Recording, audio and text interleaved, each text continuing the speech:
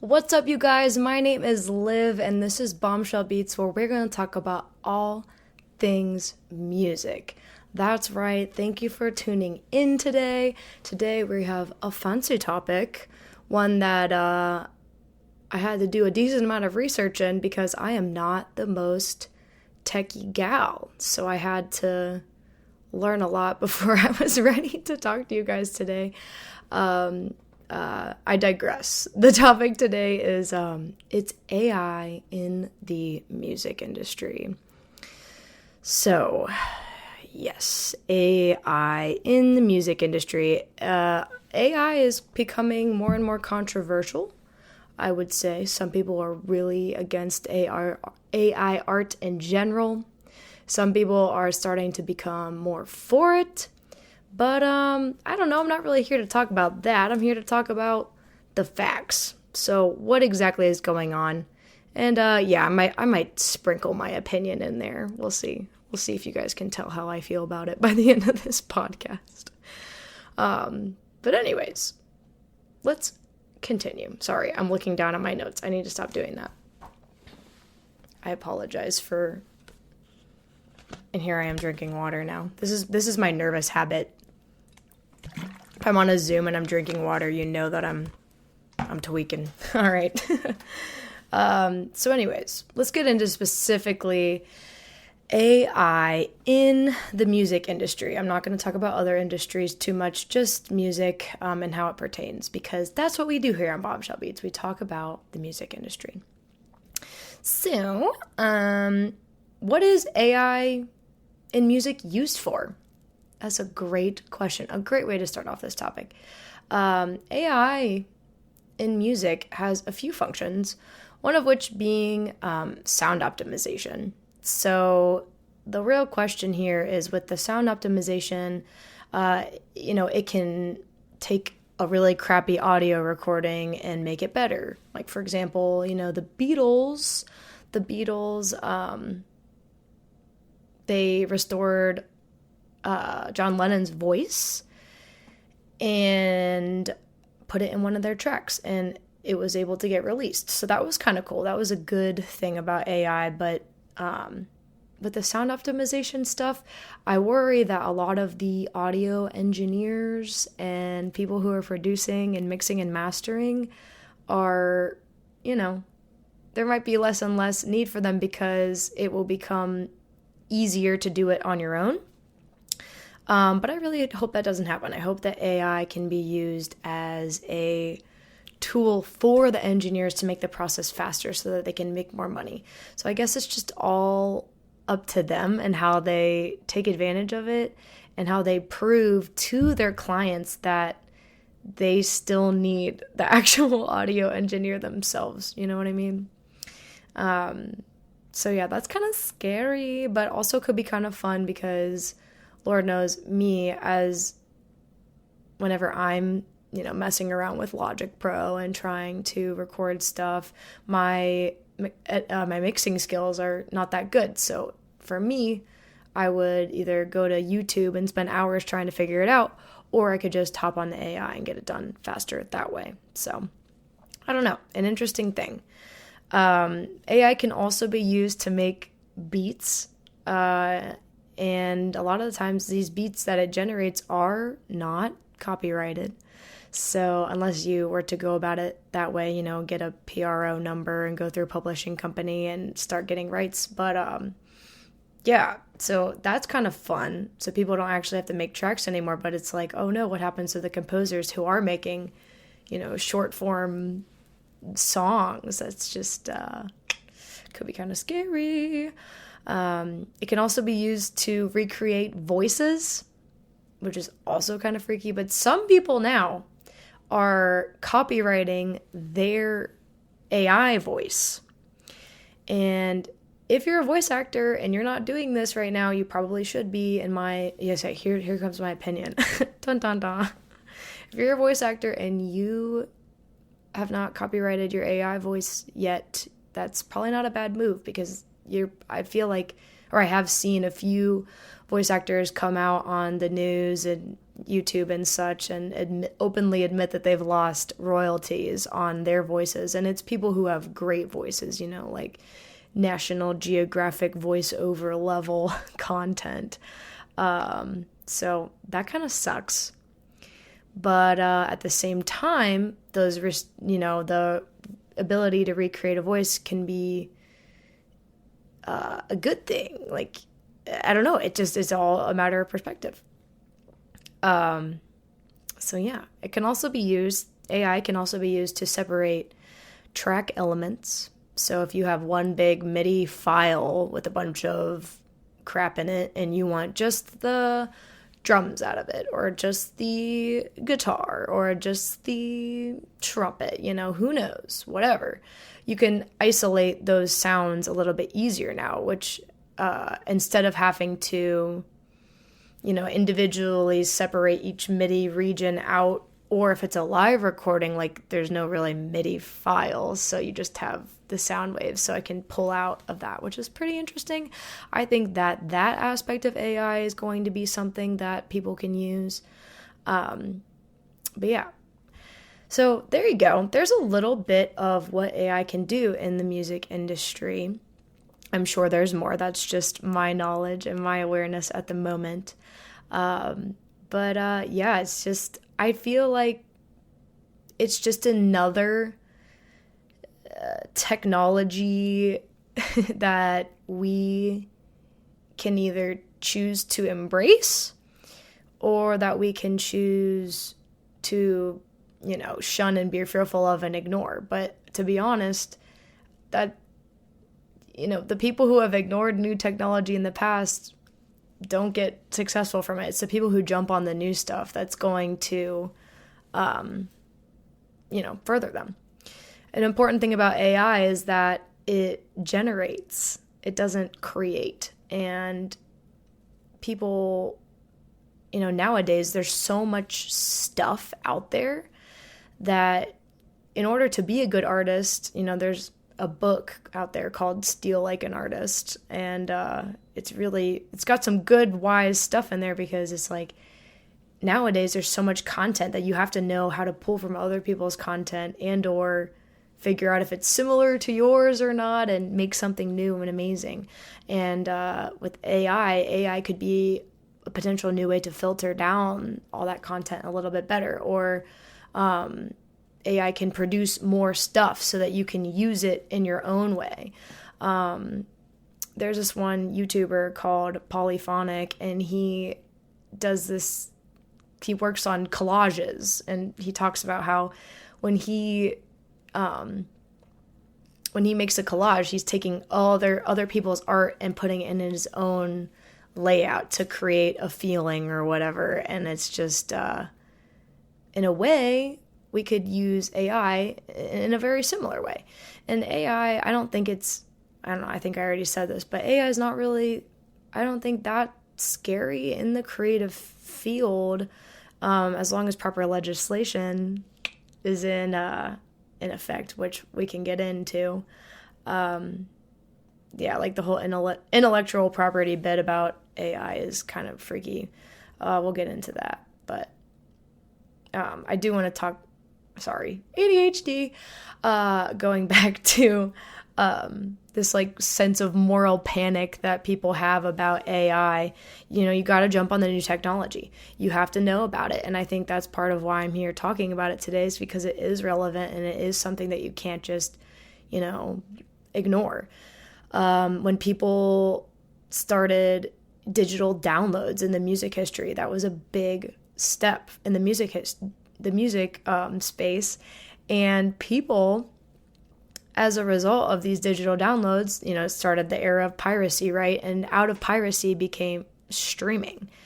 And now it's like, okay, well, streaming, but what's going to happen with AI? Like AI, I think, is the next big technological change. I mean, we went from people weren't even able to record music, and some people were really scared about that. like John Philip Sousa, all the band kids unite. I was a band kid. John Philip Sousa, one of the big composers, directors for big band music, he was super against the digitalizing, recording of music, and he was scared that people weren't gonna sing live anymore. He's like, oh, well, if you can just record it, then that's what everyone's gonna do. But people still ended up singing live, and people still, now granted, I guess like that caused sort of a death in folk music and stuff like that, which was unfortunate. So it did, with the new technology came good things and bad things. And I think that's just exactly how AI is going to be. And I think the way that we propose laws and legislation and we have to get political with AI is my point. We really do. And I did some research on AI, and don't mind me turning my little notes around. Oh no! Sorry, podcasters. My YouTube people. I'm taking a video of this right now. My light just went out. Okay, it's back on now. Anyways, so I did some research on AI and legislation and what's going on. And it was pretty interesting. It seems like there hasn't been too much to do with AI law. There are state laws that are going into effect about AI, and there is Biden did put an executive order in from the federal side, just kind of helping out because AI was coming out really fast and people were losing money. So it's like, okay, how do we fix that as part of the United States of America? What are we supposed to do? What's the executive branch supposed to do? I do have some tidbits on Biden's executive order. The executive order directs the following actions. I'm just going to read it here. New standards for AI safety and security. So that's just kind of the overarching thing, but one of the bullets underneath that is that it will require that developers of the most powerful AI systems share their safety test results and other critical information with the U.S. government. Okay. They have to develop standards, tools, and tests to help ensure that AI systems are safe, secure, and trustworthy. Valid. I don't have any beef with that.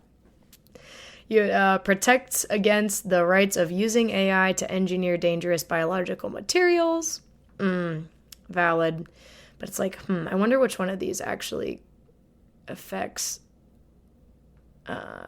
Privacy, valid. Advanced equity and civil rights. Yeah. Let's see if we got copyright crap in here.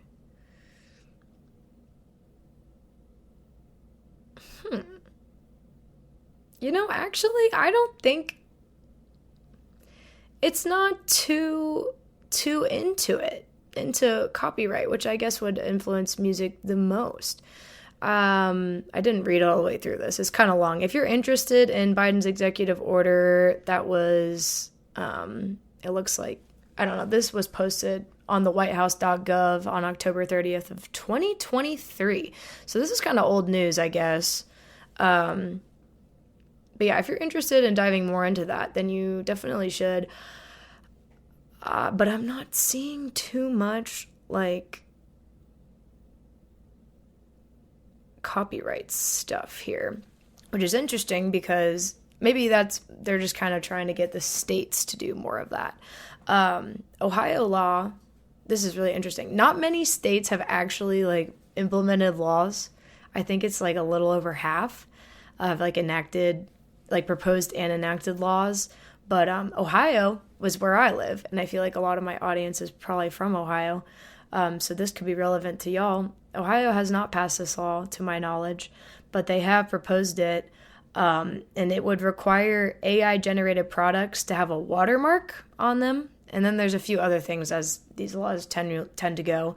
It would also prohibit simulated child pornography. So that's kind of a crazy thing. Yikes. And it would also prohibit identity fraud using a person's replica. And it seems like the fine would be $10,000. I hope that we pass this. That could be really, really good for us. But this identity fraud using a person's replica is really interesting to me because I'm like, well, what about the person's voice? Like, are we going to put something into effect that's going to protect our creators? And copyright law needs to jump on this for real. People are losing serious royalties because they didn't copyright their AI voice. I don't know, is that really right? Because that's what's happening. So I wonder if we can, I guess the government is more worried about, safety and security, which these are all good things, but it's like, what about people's intellectual property? What about their creative things? And if someone is using them regenerated in another way, like I don't know, that's kind of a big deal. Intellectual property, I'm a big believer it needs to be protective. I'm a big believer in copyright, and I think that, until stuff enters the public domain, you should have a right to make money on it. Because if you couldn't, then artists wouldn't be as common. No one would, artistry would have to be more of a hobby because you can't have financial gain. And the music industry is totally profitable. I don't think a lot of people realize that. People think that all musicians are starving artists, and that's not true. It's an entrepreneurial adventure. And if you have an entrepreneurial spirit and try to go for anything, it's very similar to the music industry unless you go in on the business side. So, being a starving artist doesn't have to be legit. And I think that I really hope that a lot of musicians don't lose a lot of money like they did in the piracy era. Yeah. I'm like going back to my notes. I'm going to go back to the polyphonic dude on YouTube. Dude is super smart. He writes books. I don't know. I have nothing. He does not know who I am. This is not sponsored at all. I am not big enough to have sponsorships yet. But he puts AI in music, he defines it, and he defines it as a vague approximation of ideas. LOL, I spelled words wrong. I think it says training. This is embarrassing. Whatever. I think I meant to say training. I said trang. It's like, I don't know. Okay. AI music is a vague approximation of ideas, training on our own cultural perceptions and attachments to certain musical gestures and aesthetic affectations. Like, dang, he got the alliteration in there and everything. Aesthetic affectations. I love it. But I like how he puts it as a vague approximation of ideas. Maybe we can go deeper into that. It is a vague approximation of ideas because that's kind of how AI works, is it goes for a common response. So AI is going to be relatively, it's vague. It's an approximation. It's not going to come up with something new. It's going to give the general vibe. That's a great way to put it, I think. It's going to give the general vibe. So if you type something into, I think ChatGPT is a super common one. I use ChatGPT all the time. And I'll be like, write this email for me. And it'll give me a super general, safe email, to send. Which, has its place and its purpose. But if I was to go into AI and say, create a beat, it would spit it out, but then I would need to continue to tailor that response and put my own spin on it that way. I'd be like, okay, make it edgier, make it more minor instead of major, make it more, increase the BPM. Like, you can tailor it, or you can start with, it could be used as a tool for creative inspiration.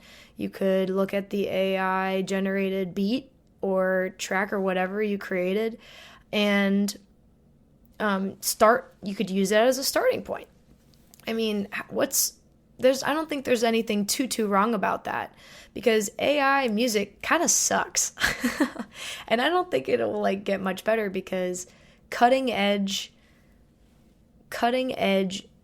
creative products that do really well are out of the box.